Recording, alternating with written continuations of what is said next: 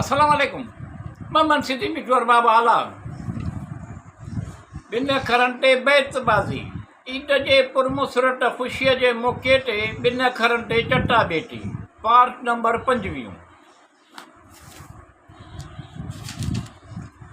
यार कमड़ास बिठी पवनि ग़म गूंदर लही पवनि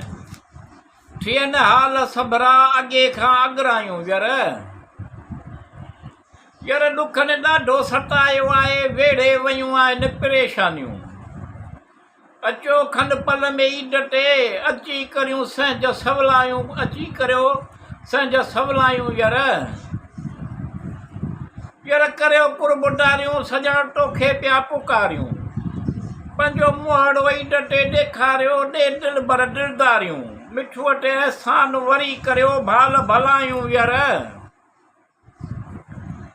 यार खला खिलाईंदे कीअं रिहाणियूं करे करे आहिनि अयाणियूं दिलि रोए पई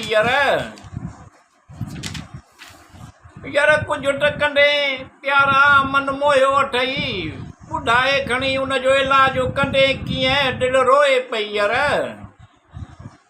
यार जिन खे जीअं नंढा नंढा ॾुख बि वॾा लॻंदा आहिनि ईअं ख़ुशियूं कहिड़ियूं या ॿी आफ़र फेरे फिराक में उनजे दिलि दर्दनि में ॾाढी ॾुखारी आहे अहिड़ा के हमदर्द हुजनि ऐं ॿोल हकीमाना हुजनि जंहिंखे बि पसंदि करे थो चाट जो पसंदि वारे सां कॾहिं भुलिजी बि पंहिंजी पारसाईअ जो इज़हार करी मटां कुझु त गर्दश में हालात में करियो ऐं हिते आहियां मुलाक़ात करियो कुझु ॿुधाए गुफ़्तार सां ॿोल बाबाणा मिले सुकून शरीर खे सम्झनि के सियाणा सले सले कुझु वरंदी कोन मुंहुं गुंजाइण मां ताबश करण मां ॾे मुंहुं सवलो ॿोल बाबी सां ॿोल उन खां सवाइ बि वरंदी कोन कुझु हंडाए जो हीअं सां जेकी चयमि मगर सम्झ सम्झ सां उन खां सवाइ बि वरंदी कोन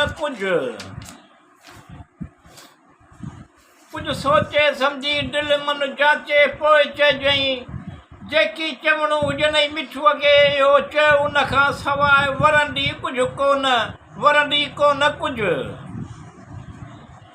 कुझु निकाब मुहटा हटी वियो त छा थींदो तजलनि जी हद वधी वई त छा थींदो कुझु